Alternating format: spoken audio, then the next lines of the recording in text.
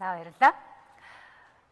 Энэ удаад Монгол Ардын намаас нэр дэвшигч Мие гомбын энх болдод үзэгчдээс манай сонгогчдоос ирсэн маш олон асуулт нь нийт дөрнөд байгаа 60 тэрбум төгрөгийн асуудлаар энэ талаарх бичлэгийн талаарх асуулт байсан. Тэгээд танаас одоо энэ талаарх асуултын тайлбарыг сонсхийг хүсэж байна. За. 60 тэрбум төгрөгийн асуудлын талаар 3 сонгуул дамжуулж ярьж байна.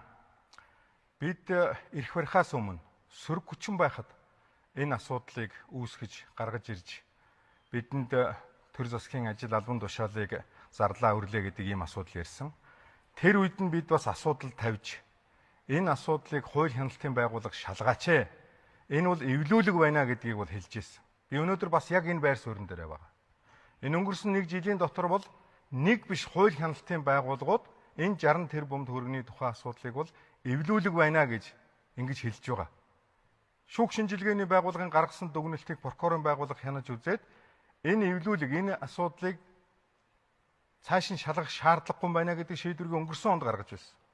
Энэ оны 4 сарын сүүлээр энэ эвлүүлгийн асуудлаар манай Ганбаатар гишүүний нэр дэвшсэн байгаа намын нэгэн удирдлагыг хүний нэр төрийг гутаасан байна. Энэ бол эвлүүлэг байсан гэдгийг тогтоолоо гэдэг шүүхэн шийдвэр гарсан. За манай нэр дэвшигч Баттулгын өгсөн өргөдлийн дагуу өнөөдөр авилгалтай тэмцэх газар 16 оны сонгуулиас хойш төрийн ажил албанд томилогдсон 200 шахам хүнийг шалгаж асууж ийм зарсан өрсөн төгрөг мөнгө авсан зүйлүүд байна уугүй юу гэдгийг шалгаж үзээд тэгээд ямар нэг үндслээр тогтоох зүйл байхгүй байна гэж тэр асуудлыг бас прокурор шүүхийн байгууллага руу шилжүүлж байгаа гэж хэвлэл мэдээллийн хэрэгслэр 3 хоногийн өмнө ярьсан. Ер нь энэ удаагийн ерөнхийлөгчийн сонгуул бол эвлүүлэг хар PR гэдэг зүйл үнэхээр хэрээс хитэрсэн ийм сонгуул боллоо.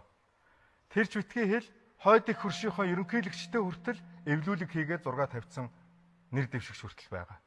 Энэ эвлүүлгээс болж ард түмний толгойг хитрхи хуугааж, хитрхи их хордуулж байна. Би энийг хариуцлагатайгаар хэлэх байна.